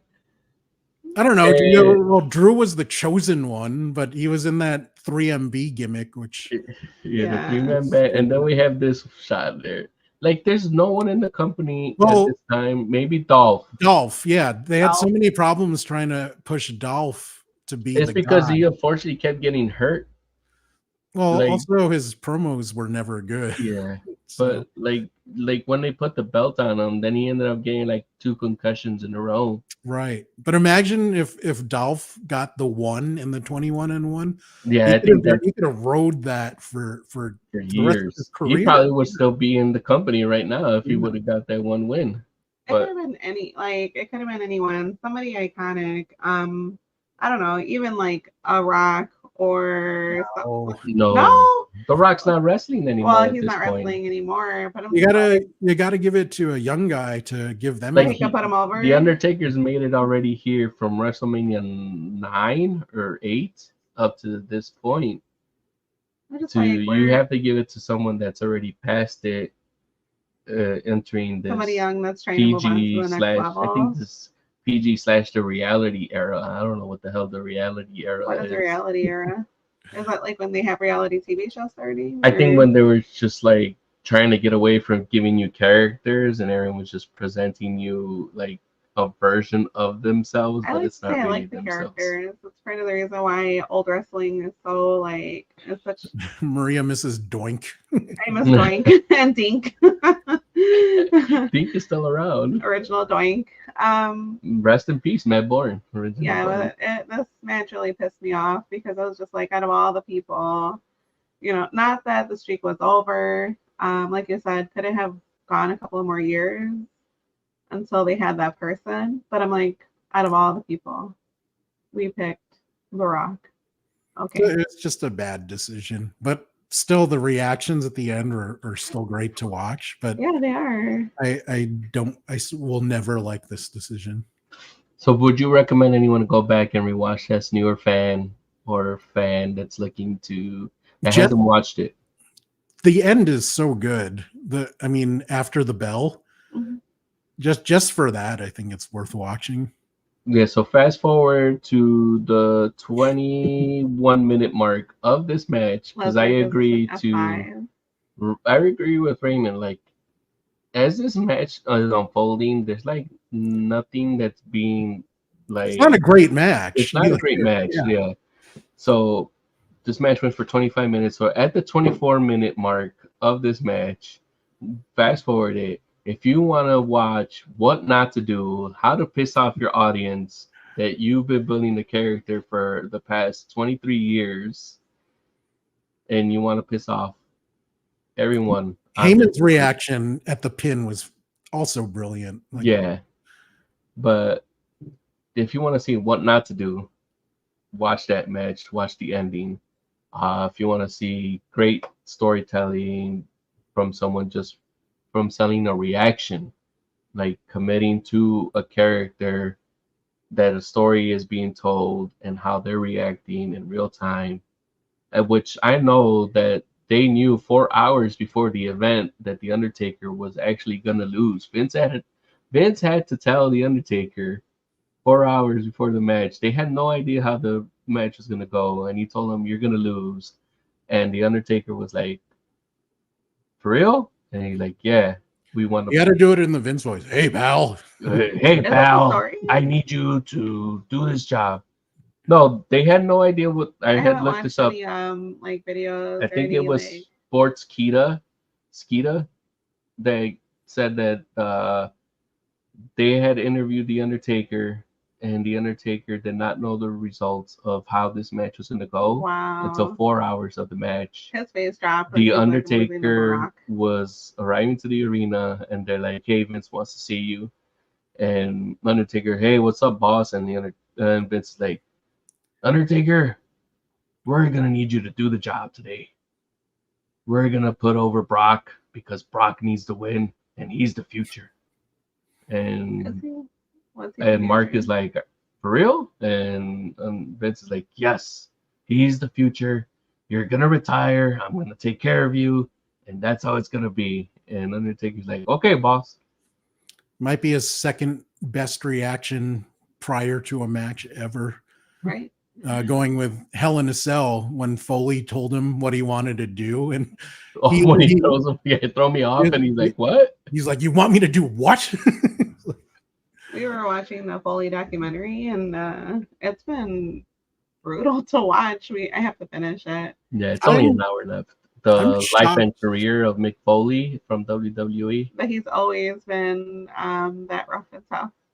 But He go should ahead. not be as coherent as he is. No. Yeah, I don't understand how his brains aren't totally scrambled at this point. Love that man, love his career. Mhm. But that guy, like, you From know, when he was young, 17 and 18, no? Yeah. he should be like with Biden in some mental ward. Oh, It's like, and he should be in like a memory care unit. Sarah, we're glad that you're still okay. Yeah. Mick But Foley, that- if this video ever makes it out to you or someone sends it to you, we are great fans of you Yes. and we love you very much. And And give your daughter my number.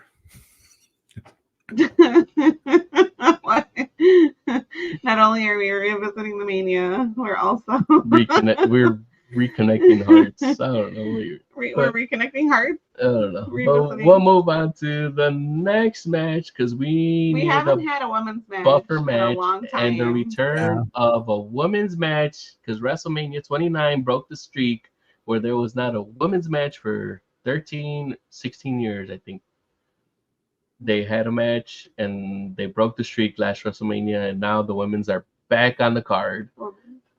6 minutes and 48 seconds. Yes, the Vicky Guerrero Invitational match had 14 divas: Oksana, Alicia Fox, the Bellas, Cameron, Naomi, Emma,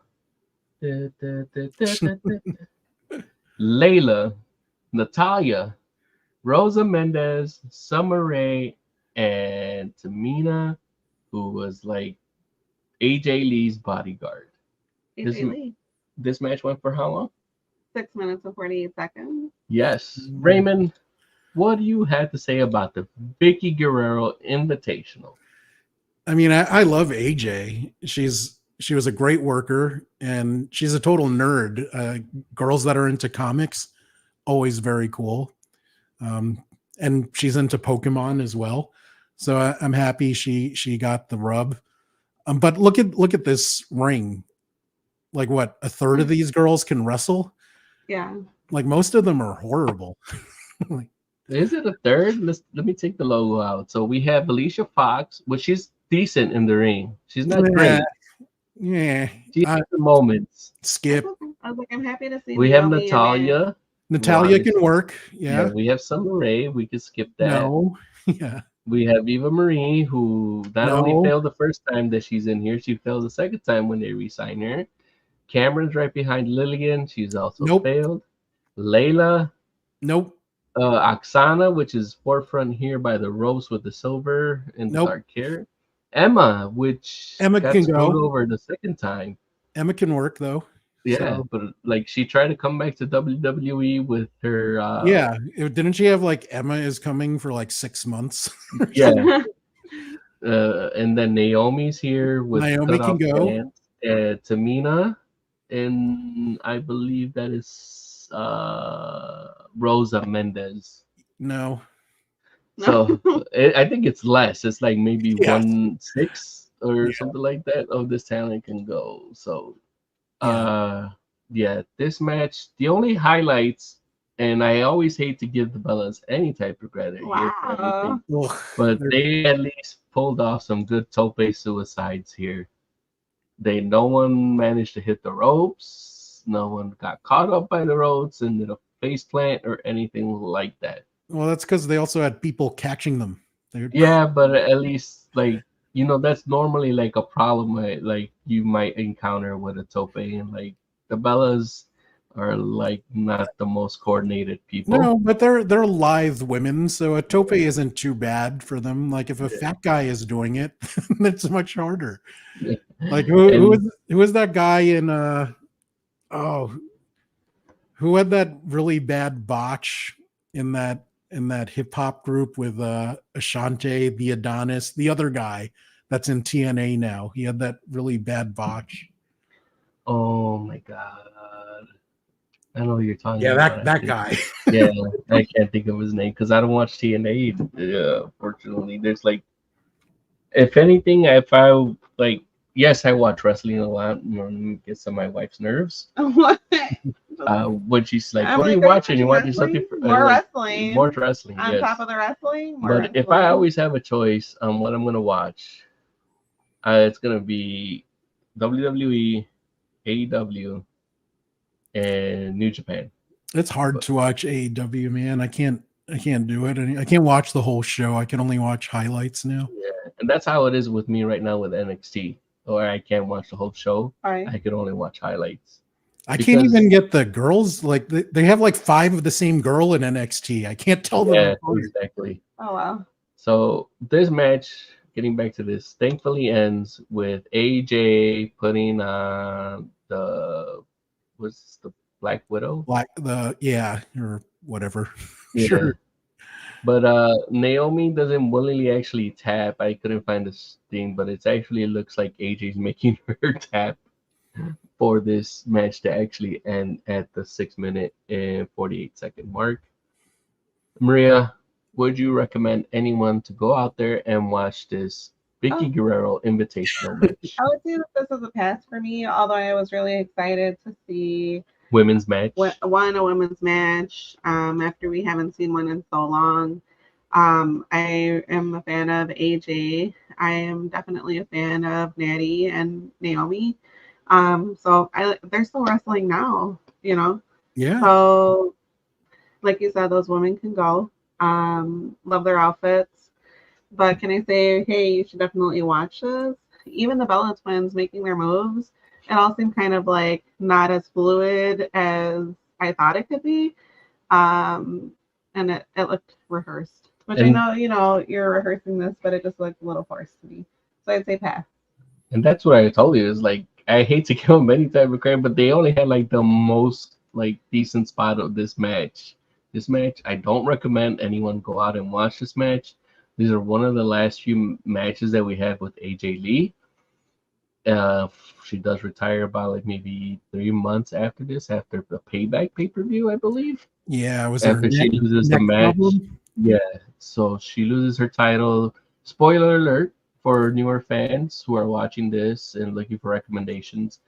AJ does lose the following night to Monday Night Raw, which is a premise of the movie Fighting with My Family. That is the life and Was that in England? career of Soraya Beavis. Did you watch it? Yes, we did watch it because it's Was life based of in time. England? The life story. Florence No. Pugh. The first time I saw her. Pugh. played Soraya, which is this time known as Paige. She makes her she jumps from NXT and makes her WWE main roster debut. The following night on Monday Night Raw, she challenges AJ Lee in an impromptu match, and she ends up capturing the Divas title, which I think after that is it after that match? Like the next one it gets changed? Where is Paige now? Paige is now in AEW, where she goes by her real name, Soraya. Which was her mom's wrestling name. Aw, sweet. Mm-hmm. And in the movie, her mom is played by Cersei Lannister. Oh yes, I forgot about right. that. Yeah. I forgot about that. That was a good movie. Yeah, I love that movie. Yes. I don't love this match. Yeah, but if you do want to watch something entertaining, go watch Fighting with My Family. Yes. Maybe we should do a bonus episode on that. That would be good. Yeah. I feel like that movie. I would revisit that movie, but I would not revisit this match. Yeah, it's bad. And with that, we're getting to the final part of this WrestleMania match. Daniel Bryan defeated Triple H to be part of this triple threat main event for the WWE and the World Heavyweight Championship. They're unified as one belt right now. They're not separate. Versus Randy Orton and Batista. People had Batista signs in the audience. This match goes for 23 minutes and 20 seconds. Maria? I forgot about the book that you said he wrote. So, Batista wrote a book? You don't remember Ray was talking about it. Yeah, that's what Ray talks about growing up white, even though he's half Filipino. So we're talking about Batista. Batista. You got me saying it. He's a movie star at this time, right? Well, he had just already wrapped filming the Guardians of the Galaxy movie. Guardians of the Galaxy 1, because it actually releases in theaters in August of 2014. Right. Which is still one of my favorites. So, where are you getting at? I don't remember. Okay. Oh, well, he's multi-talented. No, he's a funny actor. I think what she's getting at, Raymond, is like he's a movie star or he's in movies. Not a lot of people can make a living being in movies. And make a lot of money sucking at wrestling? Yes, exactly. Or writing, I guess, middle-of-the-road bestsellers, too, about their lives.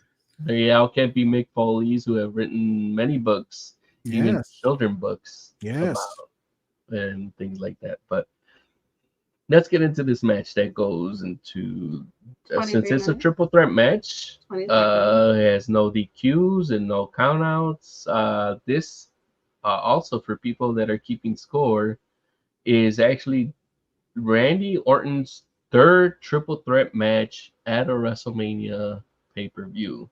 Love Randy. So, Maria, what did you think of this match? I thought it was pretty cool. But again, I was surprised that this was a main event. Have we seen a triple threat as a main event before? Yes. We have.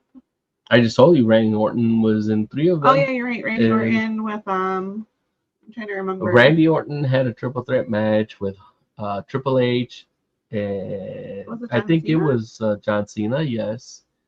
And then the second one before this, it was Randy Orton, Kurt Angle, maybe, because Kurt Angle was in a triple threat match too, and I forget who else was in. WrestleMania 20 was a triple threat. For the title. Yeah. So with Benoit, and Kurt Angle and Shawn, and that's when Shawn super kicked his way into signing the contract, which I still want to try. I still remember when that happened. If you are ever signing any contracts for large amount of sums of money, right, you can just super kick. Try what Raymond is talking about. Super kick somebody, and then you sign your name on that contract, and you try to collect on the funds, and you let us know if that works out. See, how does that even work? Because it's not like Shawn's name was on the contract, so he just signed it.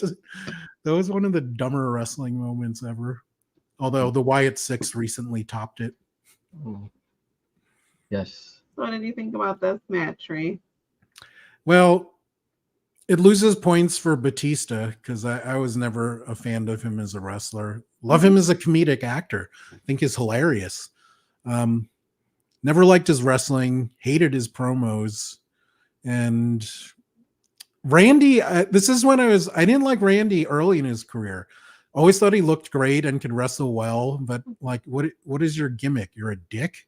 That's what I asked Carlos. I'm like, what is his thing? You know, like. But as he's gotten older, I appreciated his work more for his longevity and consistency. But you know, I'm a Bryan Danielson guy, so I'm happy with the way this match went. And the Yes movement, as anyone who watched the beginning of this show, was so tremendous at this point that I was happy for him. I mean, this is a guy that I watched in like high school gyms. Friends of my friend met him several times at this point. And the right guy won. So that made me happy. But, you know, Batista still sucks at wrestling. Yes. And would you have been happy if they had gotten The Rock? Because that was the original, like, Batista was not like in the books as coming back, even though CM Punk said that he was. But Vince's original plan was to bring back The Rock and have him challenge again for a title, whether it was going to be with John Cena or Randy Orton. So if fantasy booking, what if moments, if this had been The Rock, Randy, and Daniel Bryan, would that have made you feel a little bit better about this match? Well, then I would know The Rock is definitely not winning. I'm not a fan of giving titles to part-time guys. Logan Paul, for example, he had like, what does he had 2 title defenses in the last year or whatever? Yeah. Yeah, I mean, The Rock is part-time at this point, so I don't think he should be in championship matches. Although it looks like he's going to get it with Cody, so. Yeah. I would have taken a triple threat with Randy, Brock, and Daniel instead of the Undertaker. Instead of Undertaker losing the streak. You're salty about that. I am. I'm so pissed. It's been how many years and I'm still upset. It's been 10 years since the streak ended. And this is what I like about us having done this retrospective. Yeah, it's really interesting, the reactions and fun. Because it's like, you would have never known this if I just wouldn't like, hey, let's just go to WrestleMania 40. I'll explain everything to you and whatever. And now you have like that same type of like commitment to like, you've seen everything that we've seen since the very beginning. Right. Up until like you skip now. Yeah. Because we skipped when we stopped recording, we were like at 28. We had just finished 28. So you were missing like 10 years of WrestleMania input into your little brain here. My little brain. Big brain. Excuse me. You shouldn't tell your wife she has a little brain. That's never. We're going to talk about this after this episode. You know, where the little. I'll say we're recording of this too. So. By the way, I need a favor. When you make clips, can you do a clip of me saying how Batista's a really good comedic actor, but a crap wrestler? Sure, I'll make a clip and send it to you. Yeah. No, post it on YouTube so it lives forever.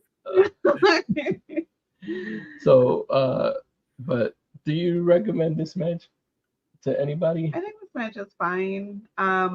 You said Daniel Bryan winning. I agree with his win here.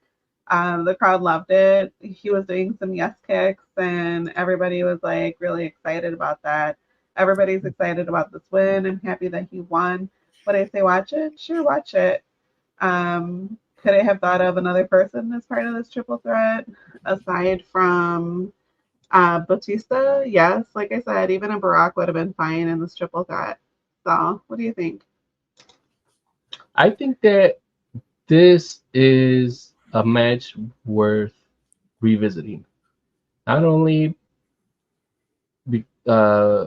if only, I'm sorry, is what I'm trying to say, because of the storyline that was built up for Daniel Bryan. This was like Yeah. the ultimate how you get an underdog over story arc. Yeah. Like you had the underdog going up against the authority, quote unquote, the on-screen bad guys of the company. Not only do you have your main bad guy lose, so he continues his journey in quest of the WWE and World Heavyweight Championship title, but you also try to interfere in that match because after Daniel is coming out hot, you come out there, Stephanie and Hunter, and you try to go ahead and try to stick it to Daniel Bryan. And Daniel Bryan does his little tope here to take out the ref that they bring in, and Hunter and Stephanie. And when Hunter also tries to get himself on the apron, he takes a knuckle sandwich, as they would say back in maybe the 40s. Yeah. And Daniel So Bryan, he's like a mid-sized guy, but he has a big heart, and I think he proved to us his yeah, size doesn't and matter in the ring. that's the best part, I think, of the character that he's built over the years. That he has proven like he has many ways of being able to get a victory over his opponent. Where, like, remember how I had mentioned to you, like maybe 2 shows ago when we did the WrestleMania rewatch with how they were building Alberto Del Rio, but I always thought that Alberto had like that flaw that he only had Oh, he didn't a have a good finishing submission move. move as his finisher, and it's just limited because there's only so many ways that you can have. What is his finish? I can't It's that arm bar. It's an just the arm bar, It's kind of boring. Yeah. and then there's only so many ways that you can like sequence a move to get into that finisher, and then Yeah. they never bother to flesh out giving him another type of like finisher or another way for him to finish an opponent or tell a story through those moves and things like that. There was one spot I wanted to talk to you about where it looks like they do like a combination Batista bomb and an RKO. Yeah, that's cool. And that move is cool, That is but the pretty cool. bump that Randy takes on this Yeah, he gets monitor, cut. like this Yeah. monitor that's right by his back, was, as Carlito say, not cool. Because he ends up getting like a big welt and like cut around that, and I think it messes him up pretty Also, they badly. hit the But referee. that's his fault, though. That's not anyone They're else's not fault but clearing his that? own. Well, it's on him to land properly. But And that monitor is not on there, and I think it's just like when they threw it, it just landed right underneath where the table was gonna break. So maybe they should just like not have thrown it underneath or wherever, like thrown it more outside. I get what you're saying, but yeah, no, I just- understand your point too. But it also makes me appreciate a thing we saw in the last pay-per-view where they did the table spot and the monitor, even though it's the little ones now, they use the LEDs. Yeah. But Graves made sure it was clear to protect the other guys. I'm like, that's a good announcer. But Well, you can it's also also- tell he was a worker because yeah. he knew to do that. And he pointed out because there's been like a lot of headshots with chairs being done not only on AEW, especially with the Blood and Guts Yeah. show that they have with AEW on Dynamite, but also with, like you mentioned, the previous WWE Money in the Bank pay-per-view. But Corey Graves even tweeted out that, you know, you should always, no matter if they tell you if the chair is gimmicked or whatever, you should always be careful with those chair shots Right. to the head, Well, because his career ended Yeah. earlier because of concussion stuff. Wow. But I think Jack Perry should get hit in the head as much as he wants. Let him do that. hey, if he gives you the okay, I mean, Yeah. you have no choice but to do it. I mean, I understand as much as I don't like to like I'm side kidding. with He Bill. shouldn't do that. Yeah. I was gonna say, I'm like, guys. what? And look, but if he wants to do like if he wants to use real glass, I'm gonna say like through this, let him learn the hard way. Yeah. Like I know he was looking out for him, but you sometimes you just gotta let people make their own mistakes. But he was asked to talk to him about it. So Yeah. That guy sucks anyway. He's almost as bad as Batista. So No. yeah, if anything, I do recommend, getting back on the tangent, that we do recommend that my wife does not recommend, right? I think it's an okay match. Okay. But I do recommend, just based on the whole trajectory of the story arc of Daniel Bryan winning the title. Raymond? Yeah, I mean, there are two things about this match on why I recommend it. Bryan Danielson's awesome. Him getting the moment was excellent. And also the match itself, it shows how great Bryan and Randy are, that they can carry a piece of garbage into a decent match. So with that. With that. And if you want to read the dumbest book ever, oh no, you found it. You found it. And with that, thank you very much for joining us for this WrestleMania revisit. Yes. Oh yeah. In the flood. Yeah, I do stuff. Yeah. On RPAD TV next week, we are reviewing Wolverine, or Deadpool and Wolverine. It's actually going to be a fatal 4-way. Got 4 people in the mix. I'm excited to talk about this movie. I know you guys haven't seen it yet, but it's definitely one of the biggest spectacles I've ever seen. Not sure how it is as a movie. I'm going to actually see it again tomorrow night. Okay. But there's so much. If you're a comics nerd at all, or an MCU nerd, or if you're a Fox Marvel nerd, which I don't know if there are those, there's so much in this movie that it's kind of phenomenal. It's the most brilliant piece of fan service I've ever seen. Wow. Not sure how good it is as a movie. So that will be a conversation. Like, is it a great movie? No, but does it give the audience what they want to see? Yes.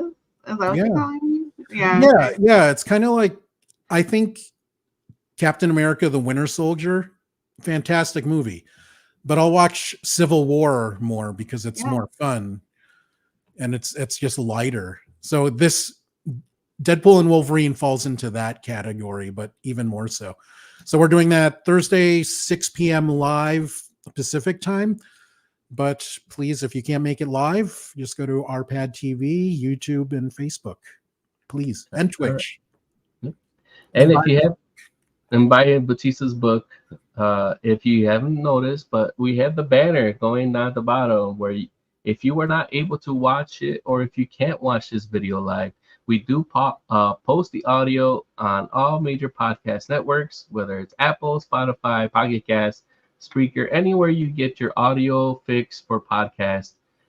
It should be there, but if it's not, let us know. This episode will be going up on Monday the 29th. And you can follow us on Twitter and Facebook and Instagram at Revisiting Mania.